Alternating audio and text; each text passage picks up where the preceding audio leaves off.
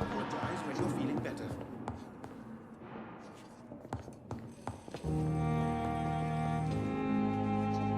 I'm quite busy right now, Dr. Reed.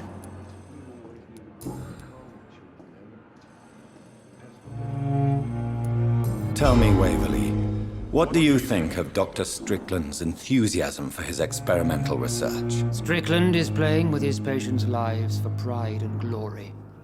Now that, sir, is unethical. Are you thinking about something in particular? Harvey Fiddick needs delicate surgery. I believe we should stick to the usual procedure, but my young colleague obviously disagrees.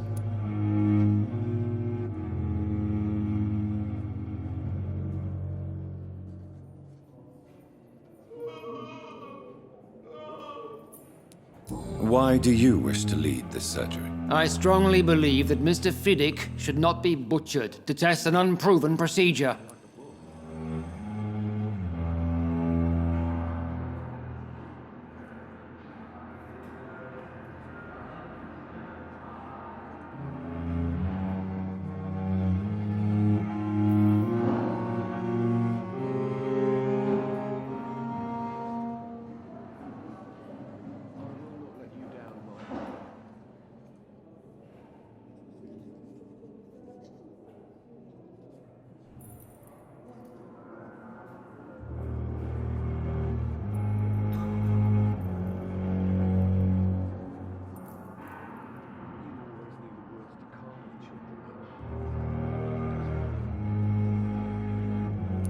Other people may say that's too conservative a point of view. Conservative?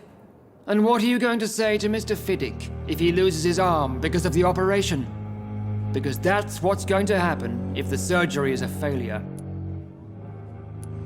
And are you not afraid that your rivalry with Strickland may be blinding you? Rivalry? I guess you could call it that. But I will never be childish enough to let my personal feelings affect my judgment.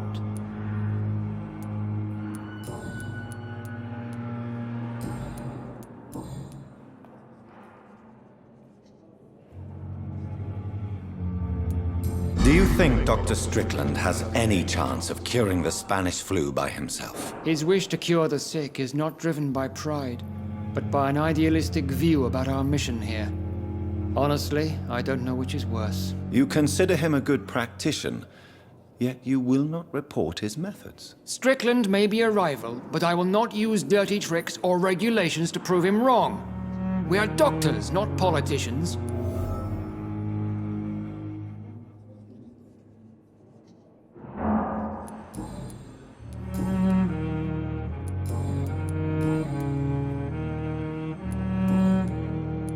Thank you for your time. We'll talk later. Sweet girl. Reads me like a book. I never could keep it. Good evening, Mr. Fiddick. Good evening, Dr. Reed. Any news about my operation?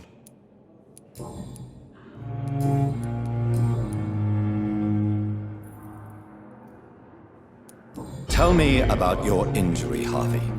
Why do you feel so guilty about it? My wife died because of me. And now I may lose everything because I've been careless enough to hurt myself. What an arsehole.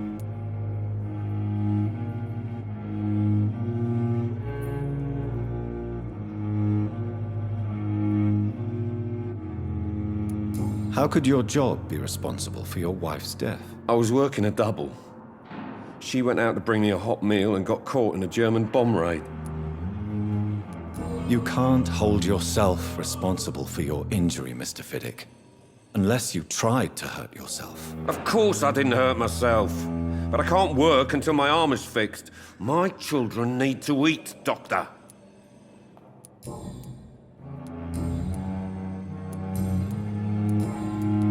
Goodbye for now, Mr. Fiddick. I'll see you later. Sweet girl. Reads me like a book. I never could keep anything from her. What can I do for you, Doctor? And Mr. Hampton, the patient we brought in, how does he fare? I gave him a sedative to help him sleep. Poor thing was in quite a state of shock.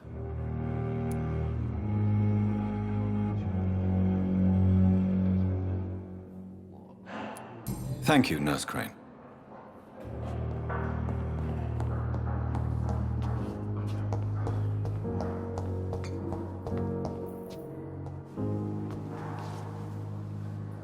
Good evening, Dr. Strickland. And good evening to you, Dr. Reed.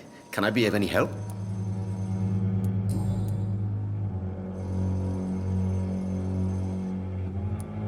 Did you know Dr. Ackroyd never reported your experimental research, despite the fact he doesn't agree with it? Really?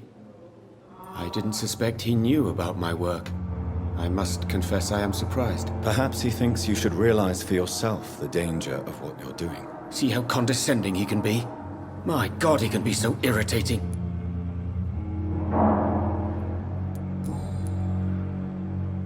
Goodbye, Dr. Strickland.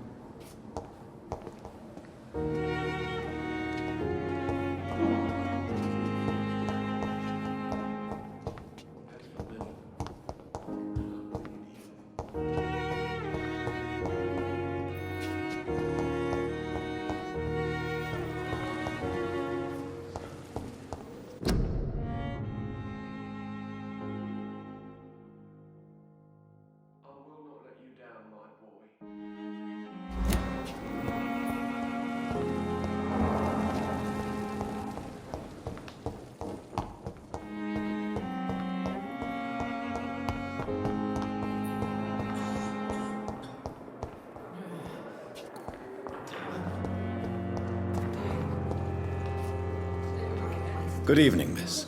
I'm Dr. Reed, the new surgeon at the Pembroke Hospital. And who are you? Your name has no meaning to me, mortal. You're nothing but dust blown by the winds of eternity. I beg your pardon? What are you begging for, mortal? My clemency? Well, tonight maybe I'm inclined to mercy. You'll never forget the night you met Thelma Howcroft. You keep calling me mortal. Why is that? And if I'm mortal, what are you? Well, Dr. Reed, if you must know, I'm a vampire.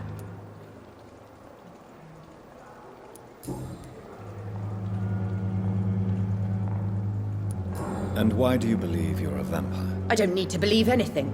It is what I am. It is what I feel within this hollow shell of flesh.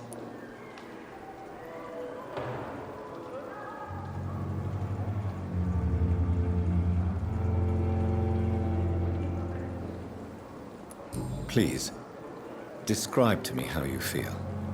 What is it like to be a vampire? I can hear my body crumble from the inside as my flesh cracks and fades. I sense the last pulse of postulant blood within my drying veins. I need new blood. I see. Have you ever heard of Cotard's syndrome, Miss Howcroft? Never. It's a mental illness discovered by a French neurologist named Jules Cotard. The affected patients are delusional. They believe that they are putrefying, that they are dead, a ghost or a ghoul, or in your case, a vampire. Delusional, you say? Oh, sad and petty mortal. You can't even begin to understand the concept of immortality. And you think it is I who am delusional. I'm assuming you must be a patient here. Am I right, Miss Howcroft? It's only a cover. To hide from my enemies. I can leave whenever I want. As a woman, a spirit, fog, or bat. Who are these enemies you mentioned? Can you describe them? No, I cannot say for sure. But I sense their eyes on me from nearby. I feel them watching me every time I visit the garden near the morgue. The staff here are not your enemy. They're here to help you, to care for you. I'm not speaking of the doctors in white. I'm speaking of the men and women who hunt me. For I am a vampire. I see. Don't worry. These people will not find you here. I'll personally make sure they leave you alone. Thank you, mortal. But do not interfere with them, for you are no match for those that hunt me.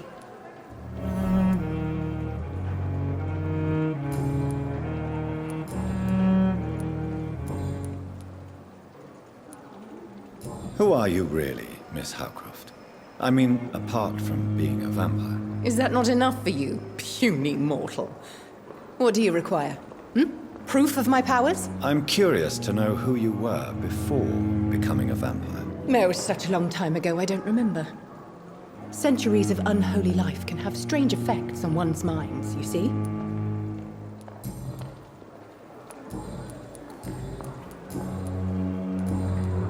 I'll leave you, Mistress of the Dark, to your nocturnal activities.